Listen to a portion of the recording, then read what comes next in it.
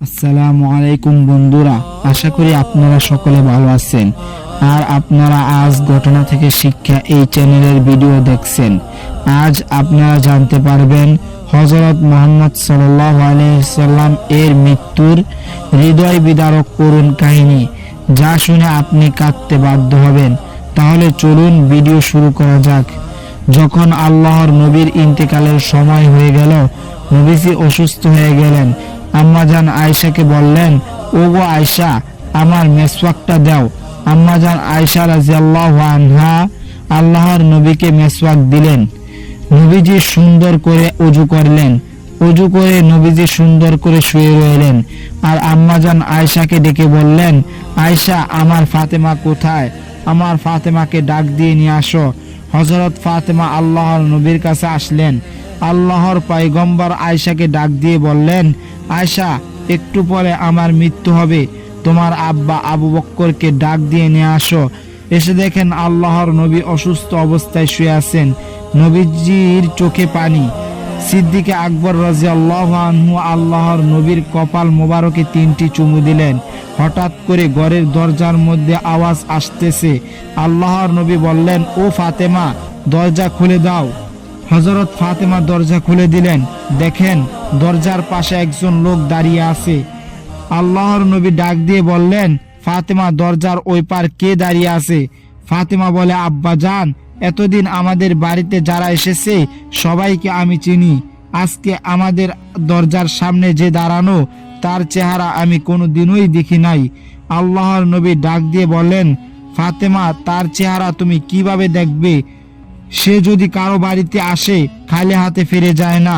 ফাতেমা রাদিয়াল্লাহু আনহা বলেন, ওগো প্রিয় আব্বা জান, আপনার কথা তো আমি কিছুই বুঝলাম না।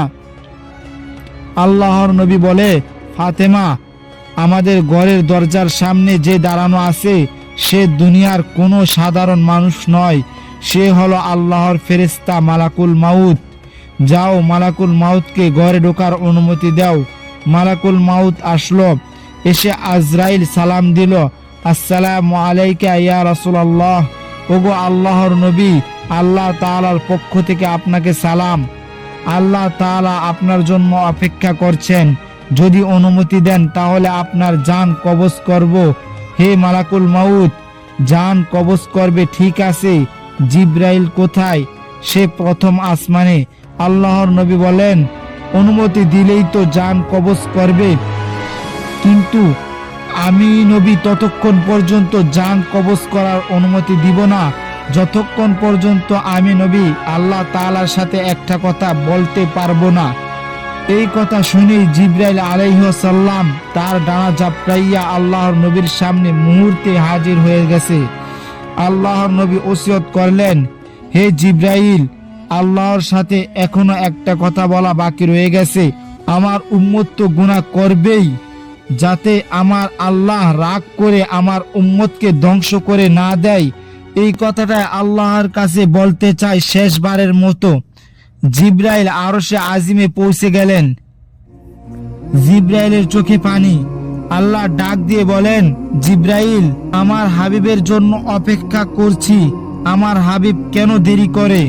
জিবরাইল বলে, আল্লাহ যতক্ষণ পর্যন্ত আপনার হাবিবের একটা কথার উত্তর না দিবেন ততক্ষণ পর্যন্ত আপনার হাবিব উত্তর দিবে না। হে জিবরাইল, আমি আমার বন্ধুর কোনো আশাই তো অপূরণ রাখি নাই। আমার হাবিব আমার কাছে যা চেয়েছে তাই তো দিয়েছি। জিবরাইল বলে, ওগো আল্লাহ, আপনার হাবিবের ইন্তেকালের পরে হাবিবের এতিম উম্মতকে কে দেখে রাখবে? আল্লাহ তাআলা বলেন, যাও বলে দাও, আমার হাবিবের ইন্তেকালের পর স্বয়ং আমি আল্লাহ তার উম্মতের খবরদারি করব। এবং জিবরাইল এসে সুসংবাদ দিল, আপনি যে উম্মতের জন্য কান্না করেন, চিন্তা করেন, আল্লাহ নিজে বলেছেন আপনার ইন্তেকালের পর আপনার এতিম উম্মতকে আল্লাহ নিজে দেখে রাখবেন। এবার মালাকুল মাউত নবীর জান কবজ করবে। নবীজির দেহ মোবারকে যখন আজরাইল হাত রাখলো, আল্লাহর পয়গম্বর মালাকুল মাউতকে ডেকে বলে, হে মালাকুল মাউত, তুমি তো অনেক ভয়ঙ্কর। হে আল্লাহ, যত কষ্ট তুমি আমাকে দাও আমার উম্মতকে দিও না। এবং গঙ্গানির সুরে পাশে থাকা জিব্রাইলকে রাসূল সাল্লাল্লাহু আলাইহি সাল্লাম বললেন, এটা কেমন বেদনাদায়ক জান কবজ করা। ফাতেমা রাদিয়াল্লাহু আনহু তার চোখ বন্ধ করে ফেললেন। আলী রাদিয়াল্লাহু আনহু তার দিকে উল্টো হয়ে বসলেন আর জিব্রাইল তার মুখটা উল্টা দিকে ফিরিয়ে নিলেন। রাসূল সাল্লাল্লাহু আলাইহি সাল্লাম বললেন, আমার প্রতি তুমি কি বিরক্ত জিব্রাইল? জিব্রাইল আলাইহিস সালাম বললেন, হে রাসূল সাল্লাল্লাহু আলাইহি সাল্লাম, মালাকুল মাউতের অবস্থায় আমি আপনাকে দেখে কিভাবে সহ্য করব? রাসূলের শরীরটা ধীরে ধীরে ঠান্ডা হতে লাগলো। এখন আর তার পা বুক কিছুই নড়ছে না। রাসূলের চোখের পানির সাথে তার ঠোঁটটা কম্পিত ছিল। তিনি কিছু বলবেন মনে হয়। হযরত আলী রাদিয়াল্লাহু আনহু তার কানটা রাসূলের মুখের কাছে নিয়ে গেল। রাসূল সাল্লাল্লাহু আলাইহি সাল্লাম বললেন, নামাজ কায়েম করো এবং তোমাদের মধ্যে থাকা দুর্বলদের যত্ন নিও। রাসূলের ঘরের বাইরে সাহাবীরা একে অপরকে জড়িয়ে ধরে উচ্চ সুরে কান্না করছে। হযরত আলী রাদিয়াল্লাহু আনহু তার কানটা আবার রাসূল সাল্লাল্লাহু আলাইহি সাল্লামের মুখের কাছে ধরলো। রাসূলের চোখ ভেজা অবস্থায় বললেন, ইয়া উম্মতি, ইয়া উম্মতি, হে আমার উম্মতেরা, নামাজ নামাজ নামাজ কায়েম করো। একবার চিন্তা করুন যে আমরা কোন নবীর উম্মত। এই নবীর কল্যাণে তার উম্মতদের আল্লাহ তাআলা এত মর্যাদা দিয়েছেন যে আমরা সবার পরে পৃথিবীতে এসেছি এবং সবার আগে জান্নাতে যাব। আল্লাহ তাআলা আমাদের সকল সুন্নত মেনে চলার তৌফিক দান করুক, আমিন। তো বন্ধুরা, কেমন লাগলো আজকের এই হৃদয় বিদারক ঘটনাটি কমেন্ট করে অবশ্য জানাবেন। আজ তাহলে এই পর্যন্ত, আপনারা ভালো থাকবেন। আল্লাহ হাফেজ।